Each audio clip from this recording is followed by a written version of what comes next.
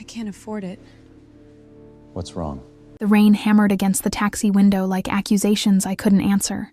My hands trembled as I counted the cash again, wet bills sticking together, 340 euros.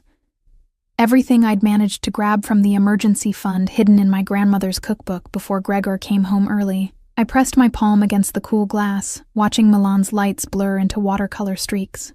Behind me, somewhere in that sprawling cityscape, was the apartment I'd shared with him for 18 months, the place where his love had slowly curdled into obsession, where compliments became criticisms, where care became control. Signorina, the driver's voice pulled me back. We're here. The Hotel Artemisia rose before us like a fortress of glass and steel, its elegant facade illuminated by golden lights that seemed to promise sanctuary. Too expensive. Far too expensive for someone fleeing with a hastily packed bag and 300 euros. But that was precisely the point. Gregor would never think to look for me somewhere like this. I paid the driver with trembling fingers, overpaying in my haste to escape the exposed feeling of being visible on the street. The lobby embraced me with warmth, scented of leather and sandalwood, a stark contrast to the cold rain outside. My sneakers squeaked against marble floors that probably cost more than my entire wardrobe.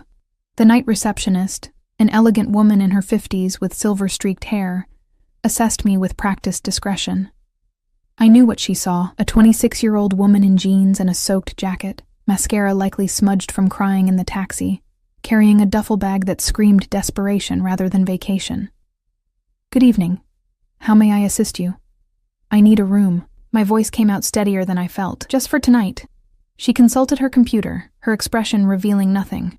We have a standard room available for 280 euros. Nearly everything I had. But what choice did I have? I couldn't go to friends. Gregor knew them all. My family was in Verona, too far to reach tonight, and the women's shelter. I'd called them twice in the past month, always hanging up before they answered, unable to admit I needed help. I'll take it. As I counted out the bills, my phone buzzed. My stomach clenched before I even looked. Gregor, where are you? Gregor. Valentina, this isn't funny. Come home. Gregor, I know you're upset, but we can talk about this. Gregor, don't make me come looking for you. The last message made my hands shake so badly I nearly dropped the phone. The receptionist's eyes flickered to the screen before returning to professional neutrality. Is everything all right, signorina? I forced a smile that felt like cracking porcelain. Fine, just a long day. She handed me a key card, her gaze lingering on my face with something that might have been understanding. Room 412. The elevators are to your right. If you need anything at all during your stay, please don't hesitate to call the desk. The emphasis on anything felt deliberate. A lifeline extended without questions asked. Thank you. The elevator ride felt eternal. My reflection in the mirrored walls showed a stranger, pale, hollow-eyed, hair plastered to her skull. When had I become this person? The vibrant art student who'd laughed easily and trusted freely seemed like someone from another lifetime. Room 412 was simple but immaculate. Cream walls, dove-gray bedding, a small desk by the window overlooking the rain-soaked city. I locked the door, engaged the deadbolt, dragged a chair under the handle for good measure. Only then did I allow myself to breathe. The shower was almost painfully hot, washing away the rain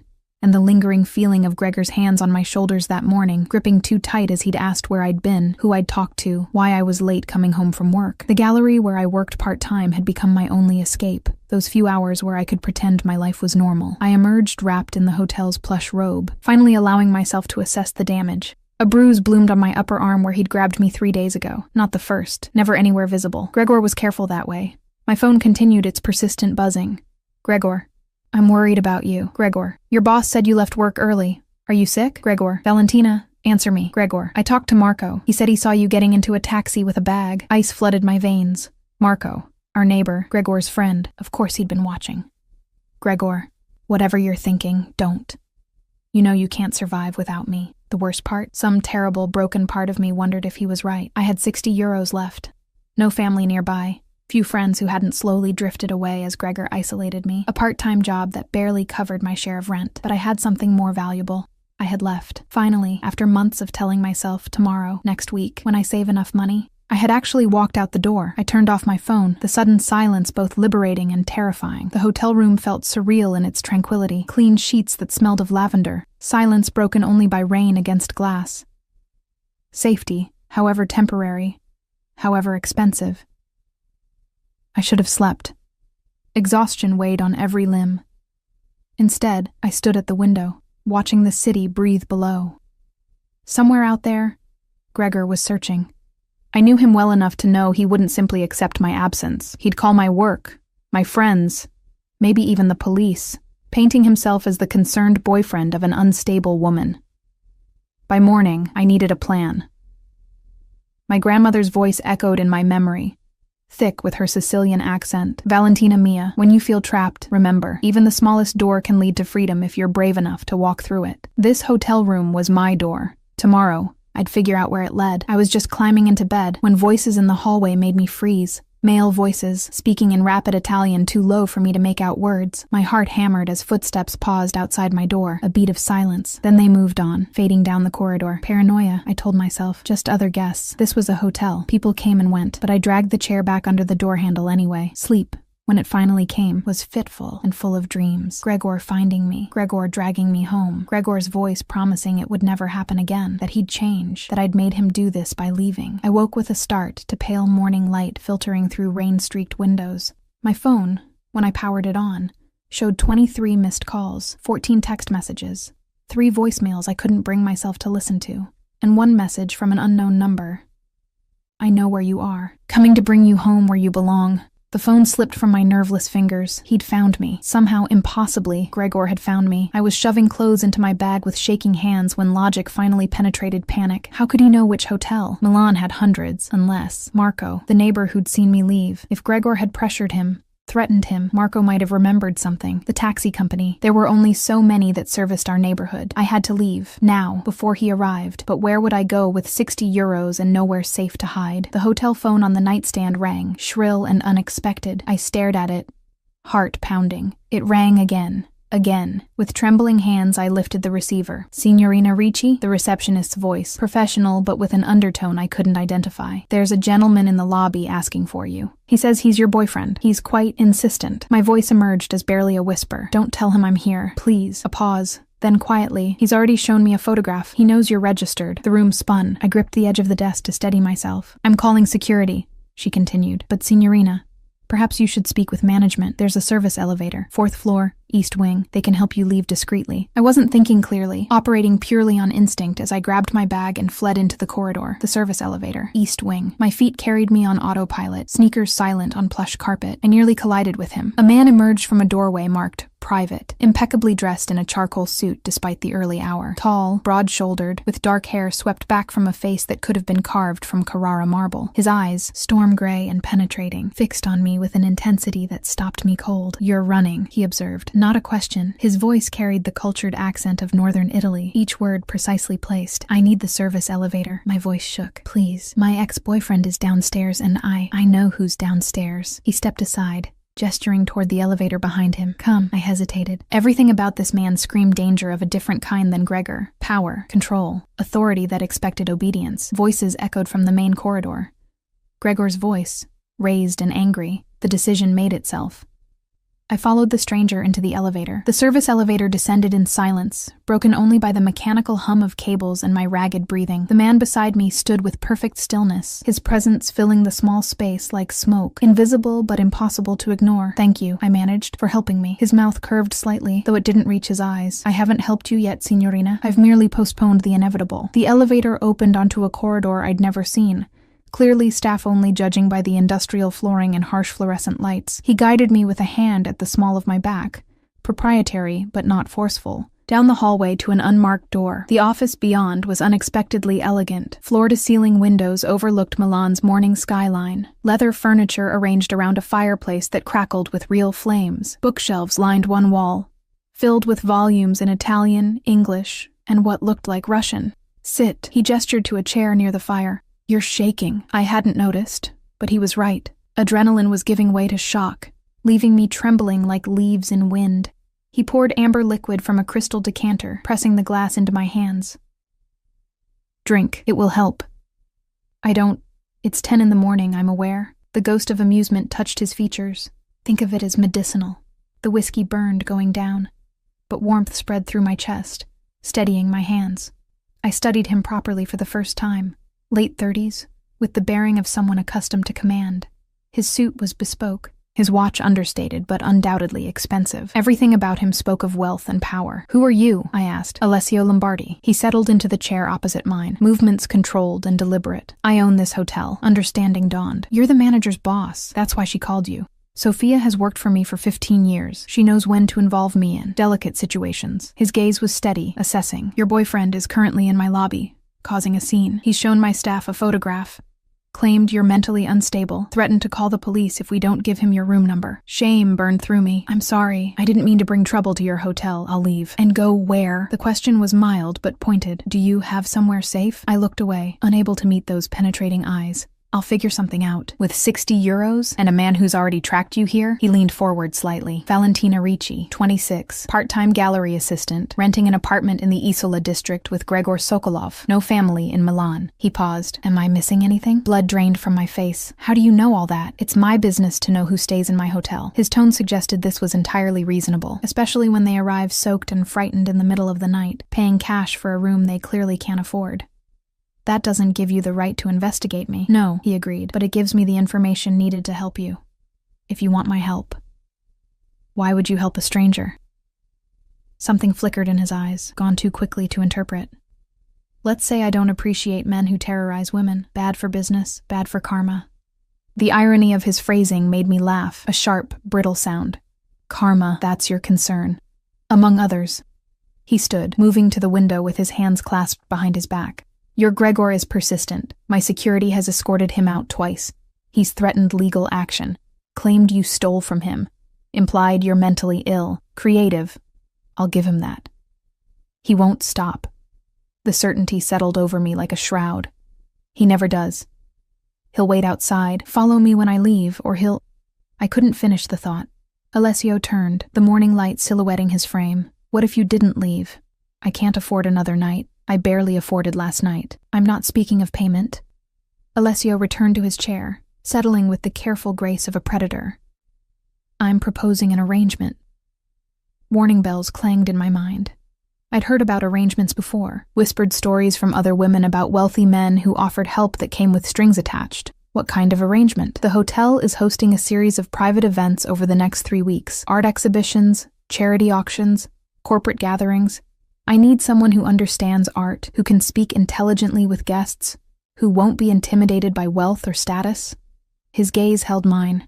You have a degree in art history from the University of Bologna. You've worked at Galleria Moderna for 2 years. You're exactly what I need. How do you know about my degree? I make it my business to know things. He waved away my concern as if it were smoke. The position includes accommodations here at the hotel, meals, and a salary of 2,000 euros per week. 3 weeks, 6,000 euros total. The amount staggered me. I made barely that much in 3 months at the gallery. Why so much? Because the work demands discretion, professionalism, and the ability to handle difficult personalities. You'll be representing my hotel to some of Milan's most influential people. He paused. And because you need enough money to truly disappear when this is over, if that's what you choose. The honesty disarmed me more than any sweet promises could have. What's the catch? The catch, he said, leaning back in his chair, is that you'll be visible. These events are photographed, covered by society pages. Your Gregor will know you're here. He'll see you thriving while he rages impotently outside. That's not a catch, I said slowly. That's bait. You want to use me to provoke him. I want to demonstrate that he has no power over you anymore. Alessio's voice carried an edge now, something cold and sharp beneath the cultured tone. Men like him trade on fear. They break spirits because broken things don't fight back. But you're not broken, are you, Valentina? I thought of the bruises.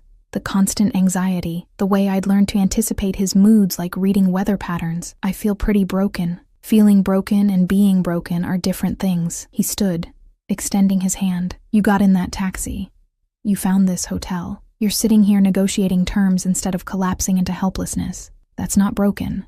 That's surviving. His words found cracks in my armor I didn't know existed. I stared at his outstretched hand, knowing this decision would change everything. Working for Alessio Lombardi meant staying visible, staying findable. It meant trusting a stranger who investigated his guests and spoke about karma while his eyes held secrets. But it also meant 3 weeks to plan, to save, to become someone Gregor couldn't recognize. I took his hand. His grip was firm, warm, sealing a bargain I didn't fully understand. Excellent. He released me and moved to his desk, producing a legal document with efficiency that suggested he'd had it prepared before I agreed. Standard employment contract. Room 806 will be yours for the duration. It's a suite, actually. More space than 412. Better view. I'll have your belongings moved up immediately. I don't have much to move. Then it won't take long. He slid the contract across the desk with a pen. Read it carefully. I don't do business with people who sign blindly. I scanned the dense legal language, surprised to find it straightforward. Employment terms, confidentiality clauses, termination conditions. Nothing predatory, nothing that set off alarms. The confidentiality clause, I noted.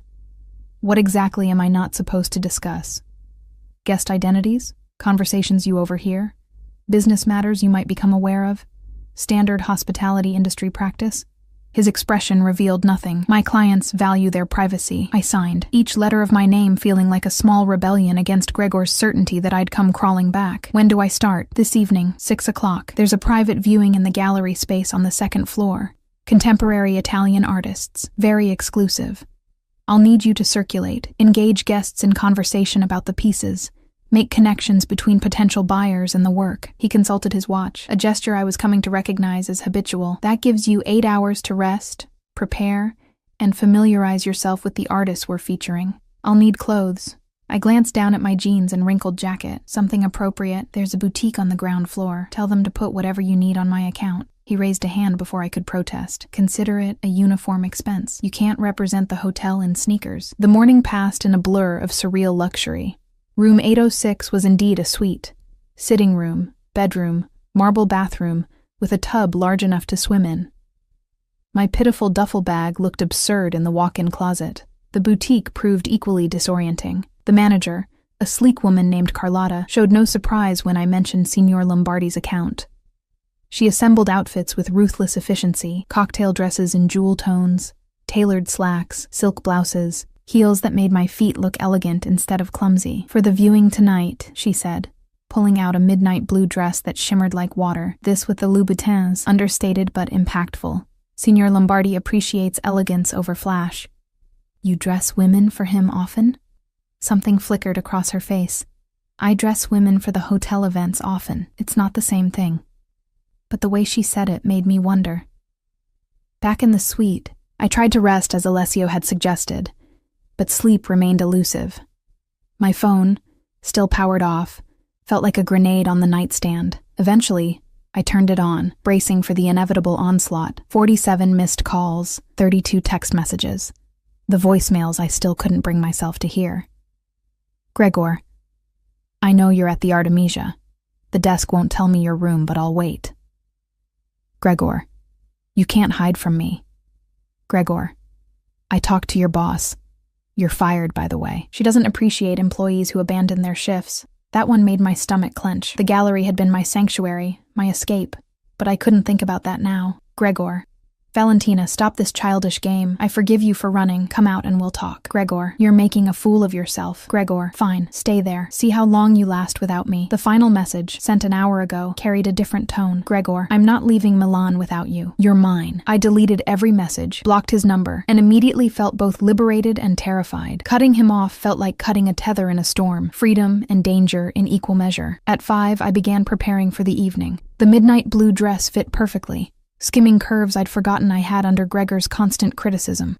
The heels added 3 inches, changing my posture, my confidence. Makeup carefully applied to hide the dark circles, the pallor, the fear. The woman in the mirror looked like someone I used to know, someone I might become again. A knock at the door made my pulse spike. Through the peephole, I saw a young man in hotel uniform. Signorina Ricci? Signor Lombardi sent me to escort you to the gallery. The gallery space on the second floor took my breath away. Soaring ceilings, perfect lighting, walls painted in warm neutrals that made the artwork sing. 20 pieces from 10 contemporary Italian artists, each more stunning than the last. I was absorbing a particularly striking abstract when Alessio appeared at my elbow. You look nervous. I haven't done this before, not at this level. You worked at Galleria Moderna for 2 years. You've dealt with collectors, middle-class collectors buying pieces for their living rooms. Not. I gestured vaguely at the gathering crowd visible through the glass doors. Whatever this is the same, just with more zeros. He handed me a glass of champagne I hadn't asked for. Breathe. You know art, they know money. Help them connect the two. What if they ask questions I can't answer? His smile was genuinely amused now. Then be honest. Say you're not sure, but you'll find out. Wealthy people respect authenticity more than they respect pretending expertise you don't have. The doors opened. Guests flowed in like a tide. Women in designer gowns, men in impeccable suits, the subtle scent of expensive perfume and older money. I recognized faces from magazines, from news programs. Milan's elite gathered in Alessio's hotel to sip champagne and consider art. Show time, Alessio murmured. Then louder, approaching a couple examining a sculpture near the entrance. Buonasera. Welcome. May I introduce Valentina Ricci, our art specialist for the evening. The next 2 hours passed in a haze of conversations about technique, symbolism,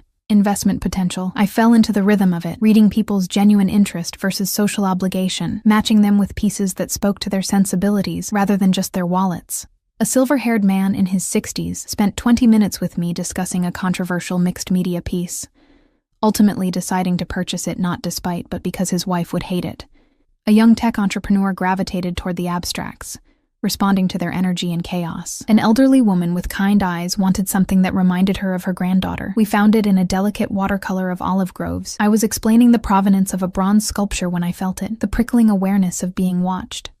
I turned to find Alessio across the room, engaged in conversation, but with his gaze fixed on me. Something in his expression made my breath catch. Not attraction exactly. Assessment, as if he were re-evaluating a calculation. The moment our eyes met, he looked away, returning his attention to his companion with seamless grace. Signorina, the sculpture's potential buyer, prompted me to continue. I refocused, pushing away the strange flutter Alessio's attention had created. This was work, nothing more. The evening wound down past 11. Guests departed with promises to consider, to return, to be in touch. 3 pieces sold outright. Several more garnered serious interest. Alessio appeared as the last guests filtered out, 2 glasses of wine in hand. You were extraordinary. I was terrified. I know, that's what made it extraordinary. He handed me a glass, gesturing toward a leather sofa positioned to view the remaining artwork. Tell me honestly, did you enjoy it? I sank into the sofa, slipping off the Louboutins with relief. Yes. God help me. Yes. I'd forgotten how much I love talking about art with people who actually care. Gregor didn't appreciate your passion for it. The question should have felt intrusive. Instead, it felt like he was offering me space to speak a truth I'd been carrying alone. Gregor thought art history was a waste of time, a hobby, not a career. He wanted me to study something practical, something that would make money. I took a long sip of wine, which is ironic, coming from a man who works in his father's company and has never had an original thought in his life. You stayed with him anyway. Love makes you stupid. I regretted the words immediately. Too honest, too raw, or what I thought was love. Alessio was quiet for a moment, swirling wine in his glass. Love doesn't make you stupid, Valentina. Fear does. And men like Gregor are very good at making women afraid. The understanding in his voice surprised me. You sound like you know something about it. I know something about control. His expression darkened. About men who use it to compensate for their own inadequacies. Before I could ask what he meant, he stood, offering his hand to help me up. It's late. You did excellent work tonight. Rest tomorrow.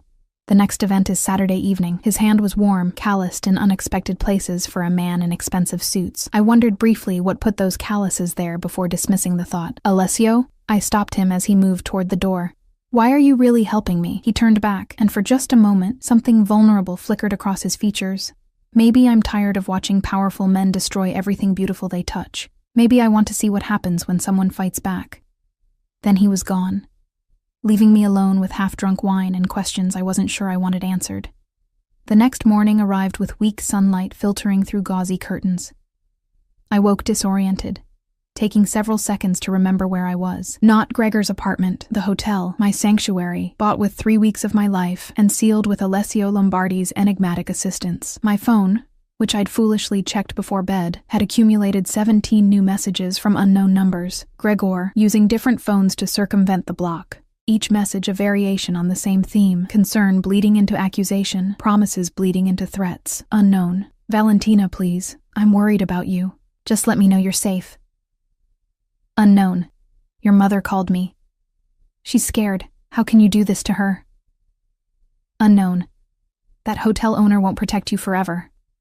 Unknown. I saw you last night. That blue dress. You looked beautiful. You always were beautiful when you listened to me. The last one made my skin crawl. He'd been here. Watching the gallery event through the windows, perhaps.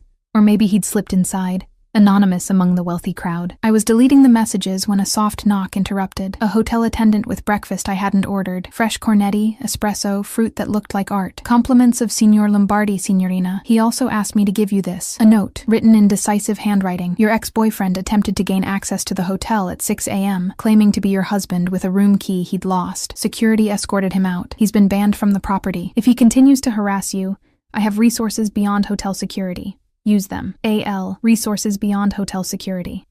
The phrasing was deliberately vague, but the implication clear.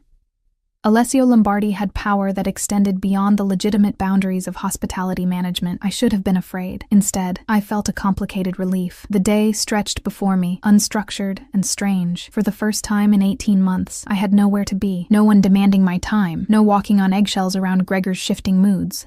The freedom felt almost suffocating. I spent the morning exploring the hotel's amenities I'd never imagined using.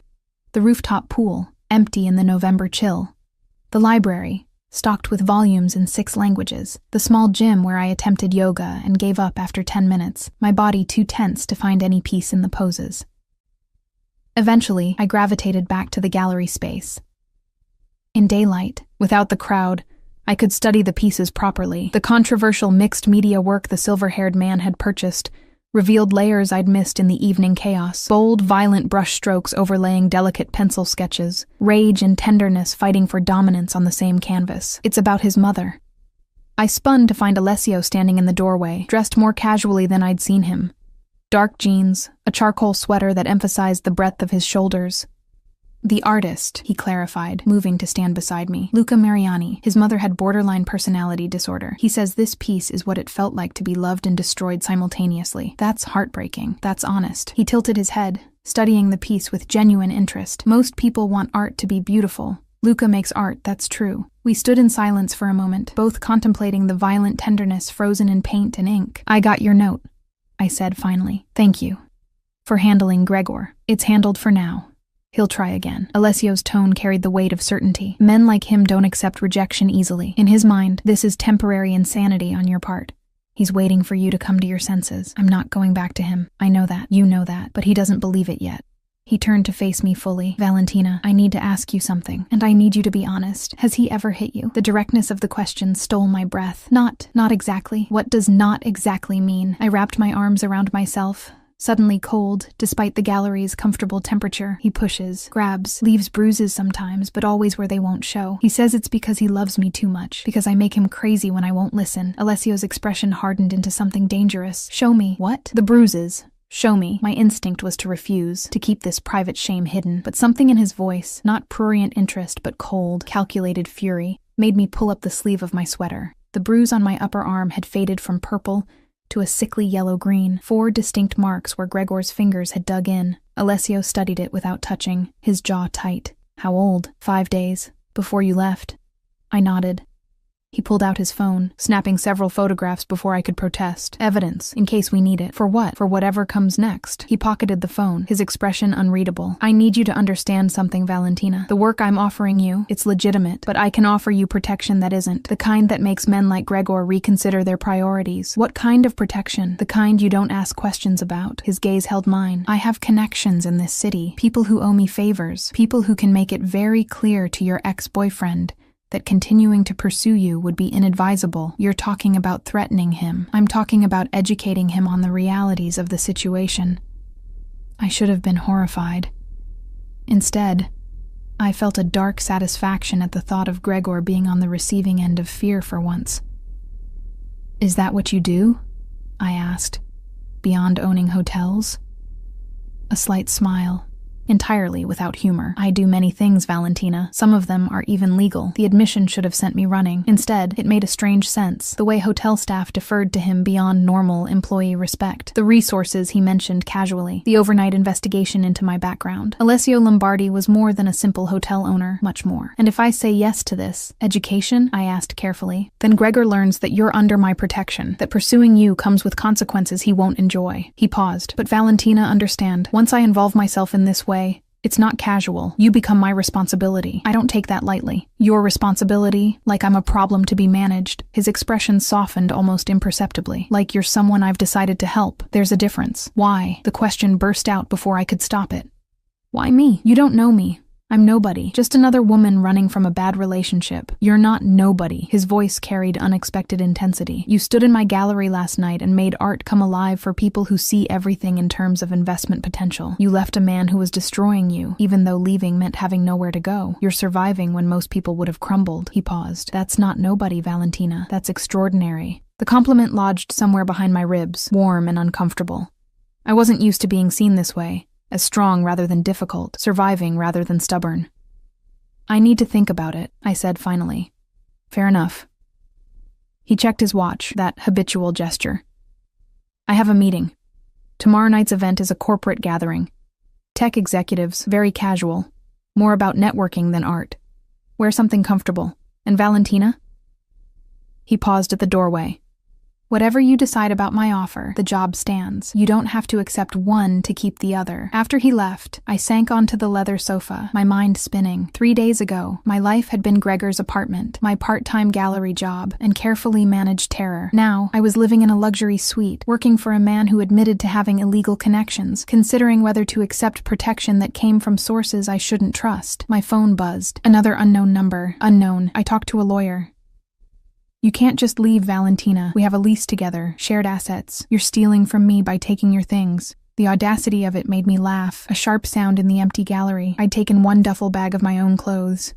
Everything else, furniture, electronics, even the artwork he'd purchased to improve my taste, remained in the apartment. But to Gregor, my leaving was theft.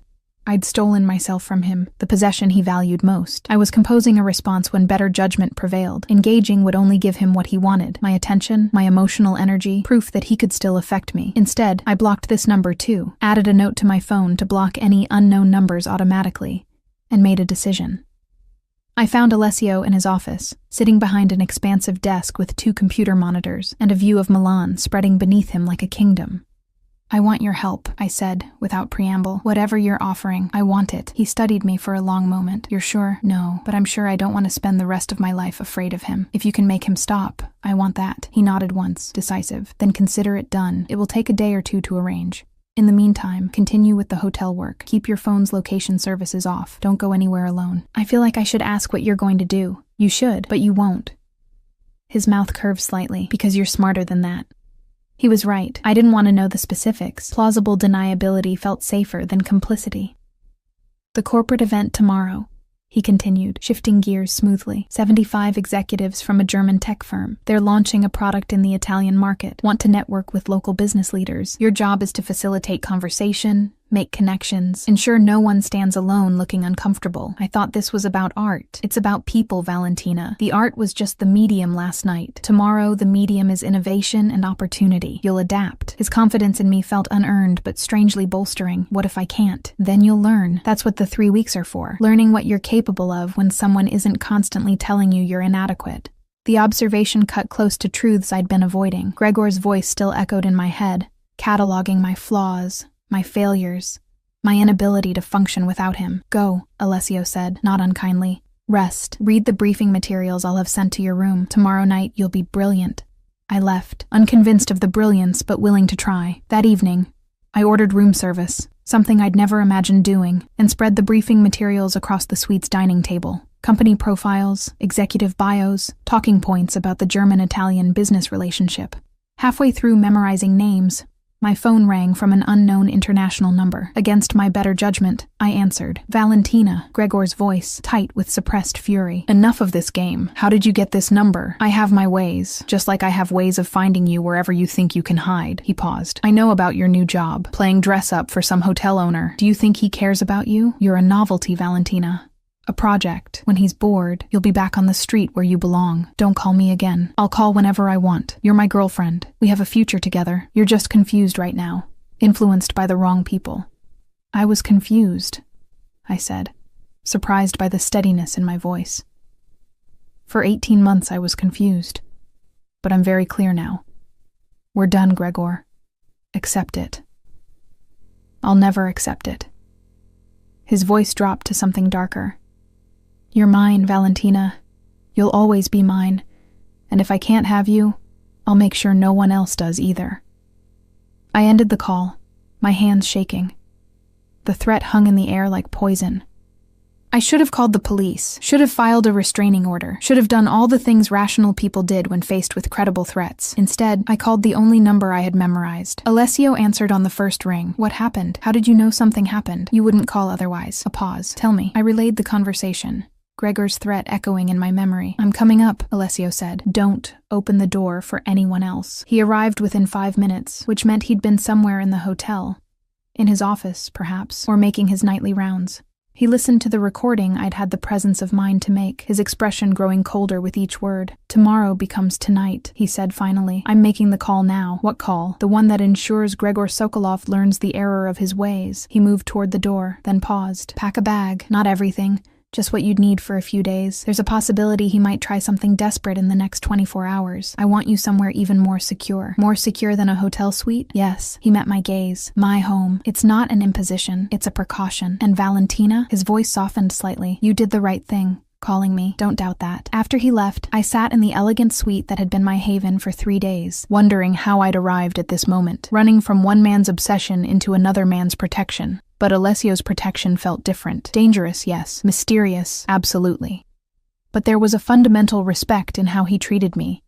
Asking rather than demanding, offering rather than taking. I began to pack, choosing practical clothes, comfortable shoes. Through the window, Milan glittered with 1,000 lights, each one a life being lived in ways I couldn't imagine. Somewhere out there, Gregor was planning his next move, certain of his right to reclaim me, and somewhere closer, Alessio was making calls that would change the equation entirely. I was a pawn in a game I didn't fully understand, but for the first time in 18 months, I was a pawn choosing her own moves.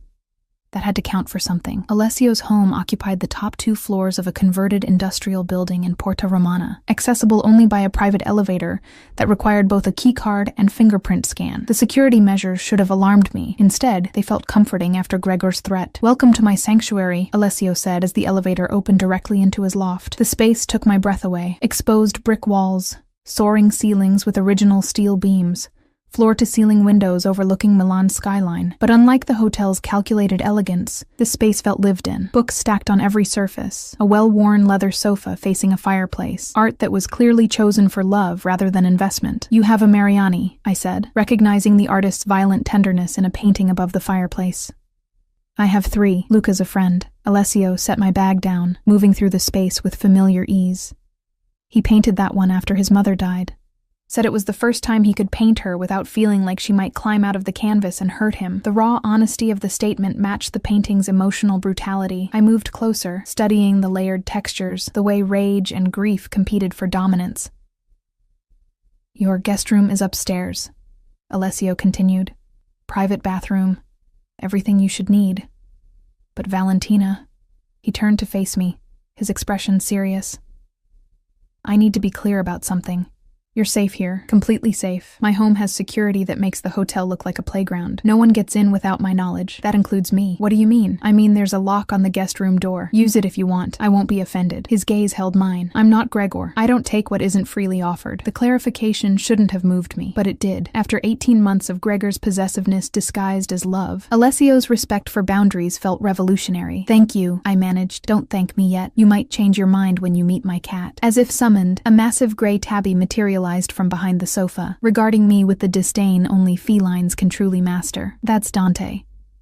He's an asshole, but he's my asshole." Alessio's affection for the cat was evident in his voice. "He'll probably sleep on your bed whether you want him to or not. Fair warning." I laughed, the sound surprising me with its genuineness. "I like cats." "Good, because he already likes you, which is rare. Usually takes him weeks to tolerate new people." Dante patted over, rubbing against my ankles with a purr that sounded like a small engine. I bent to scratch behind his ears, earning an approving rumble. "Traitor," Alessio muttered at the cat, but his smile betrayed his pleasure. The moment felt surreal in its domesticity. Hours ago, Gregor had threatened me. Now I was scratching a cat's ears in a stranger's loft, feeling safer than I had in months. "I should show you the rest of the space before Dante decides you belong to him entirely." Alessio gestured toward the floating staircase that led to the upper level. The guest room was as thoughtfully designed as the rest of the loft, minimalist but comfortable, with its own sitting area and a bathroom that rivaled the hotel suites. A wall of bookshelves held an eclectic collection, philosophy next to pulp fiction, art theory beside science fiction. "I never know what I'll want to read," Alessio explained, catching my surprised examination. "So I just collect everything. There must be thousands of books here. 3,247 last count, though I've acquired a few dozen since then." He moved to the window, gazing out at the city. "Reading is escape, I suppose. A way to live lives that aren't complicated by my own choices." The admission felt unexpectedly personal. I joined him at the window, watching Milan pulse with evening life far below. "Can I ask you something?" I said quietly. You can ask. I may not answer. The hotel. Is that your only business?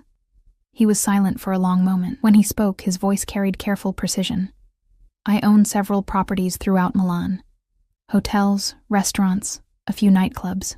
All legitimate, all profitable. But I also facilitate certain transactions, connections between people who need things and people who can provide them. Legal things? Sometimes. He turned to face me. I exist in gray areas, Valentina. I'm not a saint, but I'm not a monster either. The help I'm offering Gregor, it's not about violence. It's about making him understand that the cost of pursuing you exceeds any possible benefit. How? Through information. His smile was cold. Gregor works for his father's import business, yes? There are aspects of that business that wouldn't survive close scrutiny. Tax irregularities, customs violations, nothing catastrophic but enough to be inconvenient. He'll receive evidence that continuing to harass you means that evidence reaches the appropriate authorities. You're blackmailing him. I'm educating him on consequences.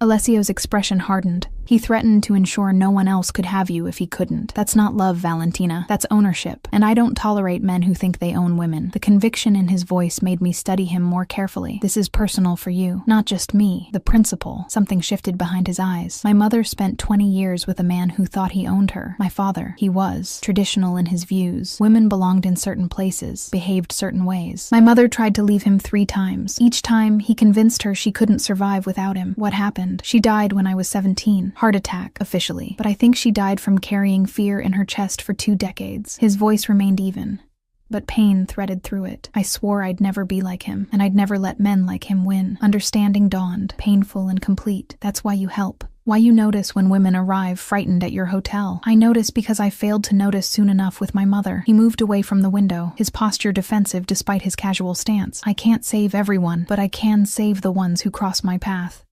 I'm not asking to be saved. I know, that's why I'm helping you. His gaze met mine. You're saving yourself. I'm just providing resources. The distinction mattered more than I could articulate. I wasn't a damsel requiring rescue. I was a woman who'd made the hardest choice and needed support to see it through. So what happens now? I asked. Now you stay here where you're safe. The corporate event tomorrow proceeds as planned. You'll return to the hotel for it, with security present. Gregor receives his education tomorrow afternoon. By tomorrow night, he'll understand that continuing this pursuit is career suicide, and if he doesn't care about his career, then we move to more persuasive measures. Alessio's voice carried an edge that reminded me exactly who I was dealing with. But he will care, Valentina. Men like Gregor are fundamentally selfish. When the cost becomes personal, they fold. I wanted to believe him, but I'd underestimated Gregor's obsession before. Try to rest, Alessio said, moving toward the door. I have some calls to make. Help yourself to anything in the kitchen. Dante will probably join you shortly. He's a shameless beggar. After he left, I explored the room more thoroughly, finding small touches that revealed more about Alessio than any conversation could. Books annotated in the margins with thoughts and questions. A framed photograph of a woman who had to be his mother, her smile warm, but her eyes holding shadows. A collection of international currency, suggesting travels to places I'd only dreamed of visiting. True to Alessio's warning, Dante appeared within minutes, launching himself onto the bed with the presumption of ownership. I lay beside him, scratching his chin while he purred, the normalcy of the moment a balm against the day's chaos. My phone remained mercifully silent, all unknown numbers blocked. But I knew Gregor wouldn't simply disappear. He'd find other ways to reach me, other pressures to apply. I must have dozed, because I woke to the scent of food and Alessio's voice calling from downstairs. Valentina, are you hungry? I descended the floating staircase to find him in the open kitchen, stirring something that smelled like heaven. He'd changed into jeans and a simple black t-shirt, looking younger and more approachable than in his usual suits. I don't cook often, he admitted, but I make an excellent aglio e olio, comfort food. We ate at his massive dining table, Dante supervising from a nearby chair. Conversation flowed easier than I expected. Art, books, the ridiculous politics of Milan's social scene. Alessio was cultured without being pretentious. Well-read without being condescending. You're not what I expected, I said finally. What did you expect? I don't know. Someone more intimidating, I suppose. You own hotels, have mysterious connections, make problems disappear. I can be intimidating when necessary. His smile was wry, but I find it exhausting. Being myself is easier. Who is yourself? He considered this, swirling wine in his glass.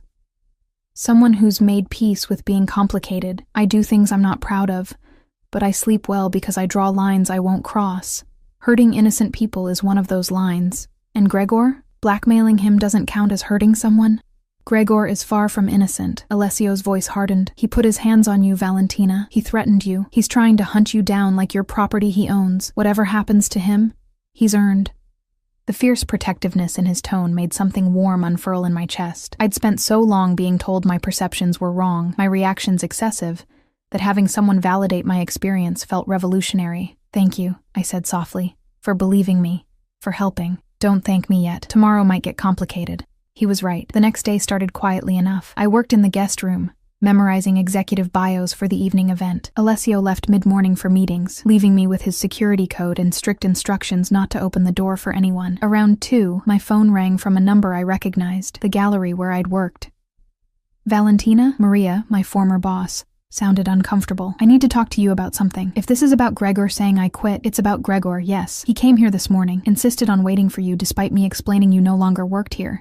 Valentina, he became aggressive, started going through the storage room where you kept your personal items. Security had to escort him out. Horror washed through me. Did he take anything? I'm not sure. The storage room is a mess, but Valentina, he left a note. For you. I don't know if I should read it or... Read it, I interrupted, my heart pounding. A pause, then Maria's voice, tight with concern. It says, you can't hide from love. I know where you sleep now. See you tonight. Ice flooded my veins. How could he know about Alessio's loft? Unless... My mind raced back to leaving the hotel last night. The private elevator. The car Alessio had sent. Had Gregor been watching? Followed us? Maria, thank you for calling. I have to go.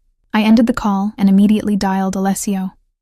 Valentina, what's wrong? Gregor knows where I am. He left a note saying he knows where I sleep, that he'll see me tonight. Silence on the other end. Then, quietly. Stay exactly where you are.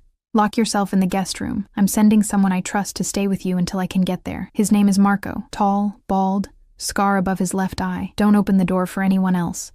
Alessio. I'm handling it, Valentina. Trust me. He ended the call, leaving me alone with Fear and Dante, who seemed to sense my distress, and pressed against my leg with unusual gentleness. I locked myself in the guest room as instructed, pushing a heavy chair under the door handle for good measure. Through the window, I could see the street below, watching for any sign of Gregor. 20 minutes later, the elevator chimed. I pressed myself against the wall, heart hammering, until I heard Alessio's voice. Valentina, it's me. Marco is with me. You're safe. I removed the chair and opened the door to find Alessio looking grimmer than I'd ever seen him, accompanied by a man matching Marco's description. Imposing, professional, armed. Marco will stay here until this is resolved, Alessio said. You're not going to tonight's event. You're staying here where you're secure. But the job is protecting you, not putting you in front of windows where he might be watching. His voice softened. Valentina, Gregor is escalating. That changes things, changes my approach. What does that mean? It means I'm done playing nice. Something dangerous flickered in his eyes. It means Gregor Sokolov is about to learn what happens when you threaten what's mine. The possessiveness in his phrasing should have alarmed me. Instead, it felt like armor against the world. What are you going to do? Whatever's necessary. He cupped my face gently, his thumb brushing my cheekbone. Trust me? I searched his eyes, finding determination in something else. Genuine concern that had nothing to do with duty or debt. Yes, I whispered. I trust you. His smile was brief but real. Good. Stay with Marco. I'll be back before morning. Then he was gone, and I was left with a silent bodyguard and a cat, waiting for whatever storm Alessio was about to unleash on my behalf. Marco proved to be unexpectedly good company for a man whose job involved the implied threat of violence. He stationed himself in the main living area, alternating between monitoring security feeds on his tablet and reading a battered paperback mystery. You like Camilleri? I asked, recognizing the Italian crime author's work. He looked up, surprised. You know his work? I grew up in Verona. My grandmother loved the Inspector Montalbano series. I settled onto the sofa, Dante immediately claiming my lap. She said Camilleri understood that solving mysteries was really about understanding people. Your grandmother was wise. Marco's expression softened slightly. Mine said something similar, that the world makes sense if you pay attention to why people do things, not just what they do. We fell into comfortable conversation, carefully avoiding the topic of Gregor or why exactly I needed protection. Marco had worked for Alessio for 8 years. He told me, ever since Alessio had helped with a family situation. What kind of situation? The kind where my sister's husband thought his fists solved arguments. Marco's voice remained level, but steel underlay it. Signor Lombardi ensured he understood the error of his ways. My sister and her children are safe now. That kind of debt, you don't repay it, you pay it forward. Another piece of the Alessio puzzle clicked into place. He didn't just help women fleeing abuse. He built a network of people loyal because he'd intervened when others looked away. Is that what this is? I asked. Paying it forward? Maybe. Or maybe the boss sees something in you worth protecting beyond obligation. Marco's knowing look made me flush. He doesn't usually bring people to his home. This loft is sacred space. The fact that you're here says everything. Says what? That you matter to him, more than he's probably admitted to himself yet. Before I could process that observation, Marco's tablet chimed. He studied it, his expression darkening. What is it? Motion sensors on the ground floor. Someone's attempting to access the building. He stood, hand moving to the weapon holstered at his side. Stay here. Lock the guest room door. Don't come out until I tell you. I retreated upstairs as instructed, my heart pounding. Through the guest room window, I had a partial view of the street below. A familiar figure paced near the building's entrance, occasionally looking up at the windows. Gregor, he'd actually come here, had somehow found Alessio's address and was attempting to gain access. My phone rang. Alessio's number. He's here, I said without preamble. Gregor's outside. I know. Marco alerted me. I'm 5 minutes away.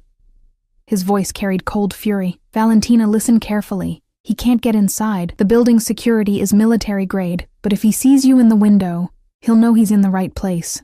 Stay away from the glass. I stepped back into shadow, still watching Gregor's agitated movements below. What are you going to do when you get here? Have a conversation he won't forget. Alessio paused. I need to ask you something. When you left him, did you take any documents? Papers with your name, his name, anything connecting you officially? Just my passport and birth certificate. Why? Because Gregor has been telling people you're engaged, that you have joint accounts, shared property, creating a paper trail that suggests you can't simply leave. His voice tightened. He's building a case for why he has rights to you. The manipulation was so characteristic of Gregor that I almost laughed. We never had joint accounts, never shared property beyond the lease on the apartment. Good. That makes this easier. The evidence I was going to use against him. I'm accelerating the timeline. Tonight, he receives everything. Tax evasion documentation, customs violations, proof that his father's company is built on fraud, along with a very clear message. Leave you alone, or it all goes to the authorities. And if he doesn't believe you'll actually do it, then I'll do it and explain that was his warning. No hesitation, no doubt. I don't bluff, Valentina. Neither does he, apparently. So we're about to discover who wants this more, his obsession with possessing you, or his freedom. Through the window, I watched a sleek black car pull up to the curb. Alessio emerged, followed by 2 men I didn't recognize. They moved with the same efficient purpose as Marco. Trained, prepared, dangerous when necessary. I'm here, Alessio said unnecessarily. Stay on the phone. I want you to hear this. I watched Gregor turn as Alessio approached, watched his body language shift from agitated to defensive. Even from this distance, I could see his surprise at being confronted. Gregor Sokolov. Alessio's voice came through the phone, calm and controlled.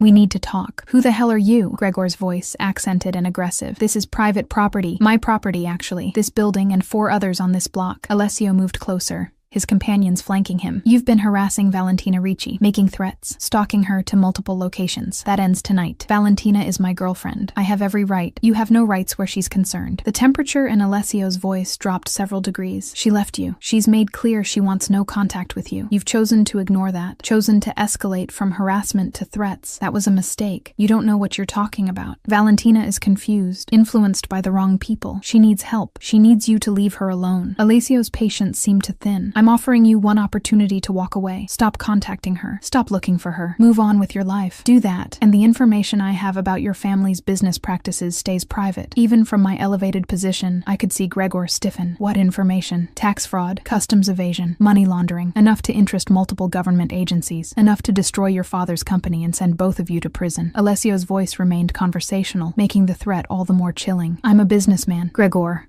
I understand cost-benefit analysis. Is your obsession with a woman who doesn't want you worth losing everything else? You're bluffing. You don't have anything. One of Alessio's companions stepped forward, handing Gregor a tablet. Even from my distance, I could see Gregor's face pale as he scrolled through whatever was displayed. That's a small sample, Alessio continued. The full dossier is considerably more damning. It goes to the authorities tomorrow morning unless you convince me otherwise. This is blackmail. This is education. Alessio cut him off. You've built your life on your father's money and connections. Valentina built hers on survival and strength. She doesn't need you. She never did. Accept that truth, walk away, and your life continues. Keep pursuing her, and everything you've taken for granted disappears. Gregor's hands shook as he shoved the tablet back. She's mine. She's her own. For the first time, real anger broke through Alessio's control. That's what you've never understood. People aren't possessions. Women aren't property. Valentina isn't yours, wasn't yours, will never be yours. She's a human being who made a choice to leave you. Accept it. You don't understand. Gregor's voice cracked. I love her. Everything I did because I love her. What you feel isn't love. Alessio's voice gentled slightly, not with sympathy, but with something like pity. Love doesn't require bruises. Love doesn't need threats. What you feel is obsession. Control, fear of losing something you've convinced yourself you own. That's not love, Gregor. That's sickness. Through the phone, I heard Gregor's sharp intake of breath.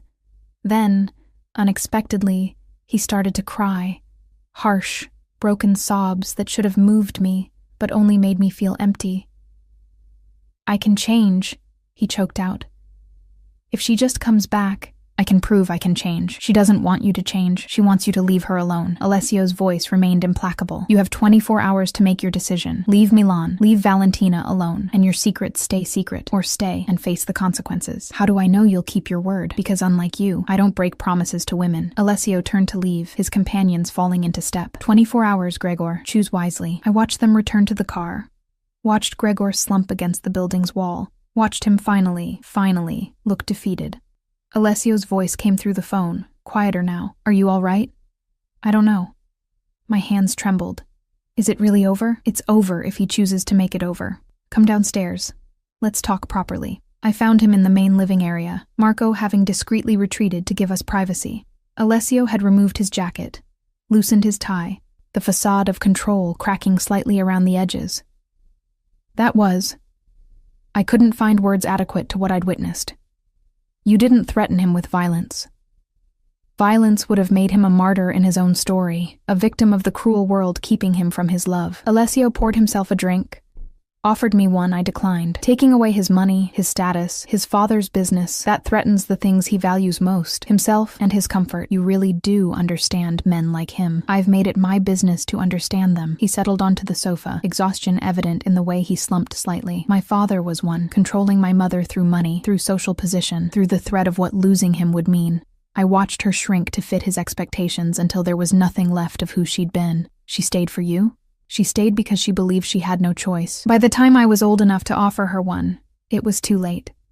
She'd forgotten how to imagine anything different. His gaze found mine. That's why I won't let Gregor make you forget. You're not who he tried to convince you to be. You're who you choose to become. The words landed with unexpected weight. For 18 months, I'd been whoever Gregor needed me to be.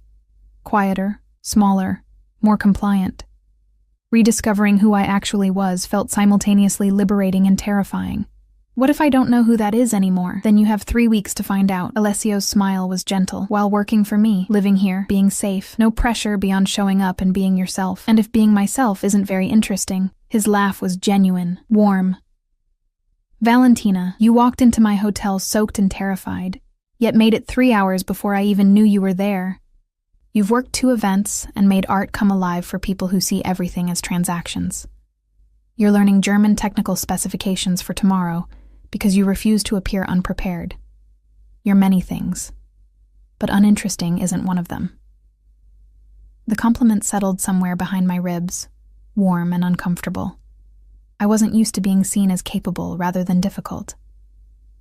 Thank you, I said quietly. For tonight. For understanding what would actually work against him. For not making me feel weak for needing help. You're not weak, Valentina. You're strategic. There's a difference. He stood, stretching. Get some rest. Tomorrow's event starts at 7. Marco will stay in the guest room downstairs if you need anything. And Valentina? He paused at the base of the stairs. You're safe here. Truly safe. Let yourself believe that. After he left, I remained on the sofa, Dante purring in my lap, Milan glittering beyond the windows. For the first time in months, the fear that had lived in my chest eased slightly. Gregor had looked defeated, broken even. I waited to feel guilty about that, waited for some vestige of the love I'd once felt for him to stir into regret. But all I felt was relief. And maybe, just maybe, the first fragile shoots of hope that life could be different than what I'd resigned myself to accepting. 3 weeks passed in a blur of hotel events, late-night conversations in Alessio's loft, and mornings where I woke without dread for the first time in years. Gregor had left Milan the day after Alessio's ultimatum, according to Marco's discreet surveillance. No final message, no grand gesture, just absence where obsession had been. The relief should have felt complete. Instead, I found myself waiting for the other shoe to drop. "You're doing it again," Alessio observed during breakfast on what would be my final day, expecting disaster. "Can you blame me?" I pushed eggs around my plate, appetite absent. 3 weeks ago, I was running from a man who threatened to destroy me. Now I have 6,000 euros saved and he's just gone? It feels too easy. Nothing about this was easy, Valentina. His voice carried gentle reproach. You chose to leave when leaving was terrifying. You trusted a stranger to help you. You rebuilt yourself piece by piece while working events that terrified you. That's not easy. That's extraordinary. You keep using that word. I met his gaze across the table. Extraordinary. I'm not. I'm just surviving. Surviving is extraordinary when the alternative is easier. He set down his coffee, giving me his full attention. Do you know what I see when I look at you? Someone who refused to disappear, even when a man tried very hard to make her. That's power, Valentina. Real power. The conviction in his voice made something crack open in my chest. Over 3 weeks, Alessio had become not a friend exactly, but something more complicated. My employer, my protector, and increasingly, someone whose opinion mattered more than was wise. What happens now? I asked. Today is my last day. The last event is tonight. Tomorrow I trailed off, realizing I had no plan beyond leaving the safety Alessio had constructed around me. Tomorrow you make choices, he said simply. That's what freedom means. The ability to choose for yourself. And if I don't know what to choose, then you take time to figure it out. The hotel job is over, but... He hesitated, unusual for him. I have a proposition, an actual business one, before you assume otherwise. I'm listening. The events over the past 3 weeks have been more successful than any I've hosted previously. The feedback specifically mentions you. Your knowledge, your ability to make people comfortable, your genuine passion for art and culture. He leaned back, watching my reaction. I want to hire you permanently as my cultural liaison, organizing and hosting events, curating art for my properties, representing my hotels to Milan's cultural elite. The offer stunned me. That's a real job, a career, with a real salary, 3,000 euros monthly, plus bonuses based on event success, full benefits, allowances for professional development. He paused. And housing, if you want it. There's a studio apartment in one of my buildings, smaller than here, but yours. No obligation to accept, no strings attached to the job if you decline. My mind reeled. Financial stability, meaningful work, independence. Why? The question emerged smaller than intended. Why invest in me like this? Because you're good at it. Because Milan needs more people who care about art beyond investment potential. Because, he stopped, something vulnerable flashing across his features. Because I've enjoyed having you around, and I'm selfishly hoping you'll stay. The admission hung between us, weighted with implications neither of us seemed ready to examine. Can I think about it? Take all the time you need. The offer stands regardless. He checked his watch. That habitual gesture. I have meetings until 5. Tonight's event is at 8. The charity auction, our finale. Wear something that makes you feel powerful. After he left, I climbed to the guest room that had been mine for 3 weeks. My belongings, meager when I'd arrived, now included a wardrobe of elegant clothes, books Alessio had recommended, small luxuries I'd purchased with my earnings. Evidence of a life beginning to take shape. I pulled out the midnight blue dress from my first event, the one I'd worn when Gregor had watched from outside. Wearing it tonight felt symbolic somehow, proof that he no longer had the power to make me afraid of being seen. My phone, which had been blissfully quiet since Gregor's departure, vibrated with a message from an unknown number. My stomach clenched before I even looked. Unknown. 3 weeks is a long time to think about mistakes. I've had time to think about mine too. Can we talk? Just once. To end things properly. My hands trembled. Even with a single initial I knew. Gregor. Using yet another number to circumvent my blocks. I should have deleted it immediately. Should have told Alessio, let Marco handle it. Instead, I found myself typing a response. Me. How did you get this number? Unknown. Does it matter? I'm not trying to scare you, Val. I just want closure. 10 minutes. The cafe where we had our first date. Tomorrow, 2 p.m. I promise I'll leave you alone after. The nickname.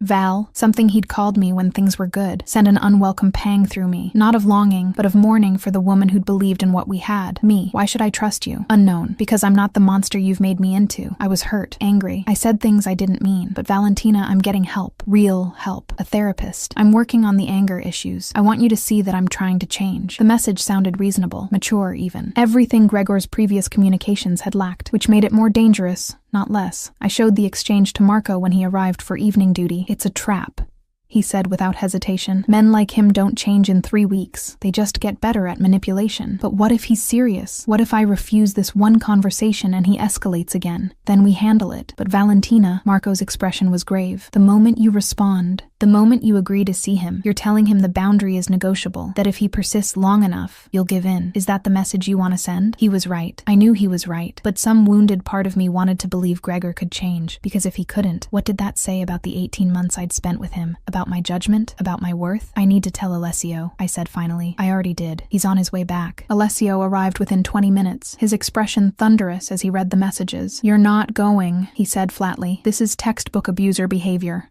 Apologize, promise change, create situation where he controls the encounter. It's a trap, Valentina. I know that intellectually, but emotionally, I struggled to articulate the tangle of feelings. I need to know I'm making the right choice, that I'm not running from someone who could actually change. People can change, Alessio said, his voice softening slightly, but not in 3 weeks, not without real consequences forcing them to confront themselves. Gregor faced consequences. Losing you, losing his comfortable life in Milan. But he hasn't faced himself. This isn't change, it's strategy. Then let me call his bluff. I'll meet him in a public place with security nearby. 10 minutes, like he asked.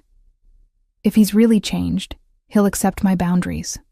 If not, I met Alessio's gaze. Then I'll know for certain. No more doubts. Alessio's jaw tightened. For a long moment, he said nothing, clearly warring with the desire to protect me and the recognition that this was my choice to make. I don't like it, he said finally, but I understand it. So here's how this works. You meet him in the hotel cafe, not some random location. Marco and 2 others are at nearby tables. I'm watching from security cameras. At the first sign of aggression, the first raised voice, we intervene, and Valentina, his gaze held mine with intensity that stole my breath. 10 minutes, not a second more. You don't owe him more than that. I nodded, already second-guessing my decision but needing this closure. The charity auction that night was our most successful event yet. I moved through the crowd in my midnight blue dress, facilitating bidding wars, connecting donors with causes, feeling powerful in the way Alessio had suggested. The woman Gregor had diminished felt impossibly distant. Alessio found me near the end of the evening, as the final items sold and champagne flowed freely. You were magnificent tonight, he said, offering me a glass. 3 major donors have asked specifically about working with you on future events. Good practice for the real job. I accepted the champagne, my decision about his offer crystallizing. Yes, by the way, to everything. The job,